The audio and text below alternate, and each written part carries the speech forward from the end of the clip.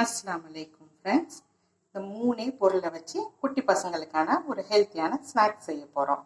வாங்க பார்க்கலாம். ஒரு பேனில் 1 டேபிள் ஸ்பூன் கீ ஊற்றி அதுலேருந்து அவலை வறுத்து எடுக்கங்க. அது கூடவே 3 ஏலக்காவையும் சேர்த்துக்குவோம். இது நல்லா வாசம் வர வரைக்கும் வறுத்து எடுக்கணும். வேர்க்கடலையை வறுத்து தோலெல்லாம் எடுத்துட்டு சுத்தம் பண்ணி அதுவும் வச்சுக்கோங்க. அவல் நல்லா பொரிஞ்சு வாசம் வந்துருச்சு. அடுப்பை ஆஃப் பண்ணிட்டு இதை ஆறட்டும். அவல் நல்லா ஆறினதுக்கு பிறகு சின்ன மிக்சி ஜாரில் வச்சு அதை லேசாக கொரப்பாக அரைச்சி எடுத்துகிட்டு வரணும். கொரப்பாக அரைச்சி வச்சு இதுக்குள்ளே வேர்க்கடலையும் சேர்த்துக்கணும்.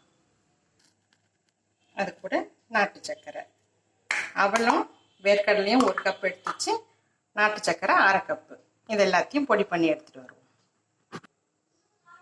நல்லா பொடி பண்ணியாச்சு. இதை ஒரு பவுலுக்கு மாற்றிடலாம். அரைச்சி வச்ச மாவை எடுத்து நல்லா சின்ன சின்ன உருண்டையாக எடுத்து போட்டுக்கிட்டா லட்டு மாதிரி வந்துடும்.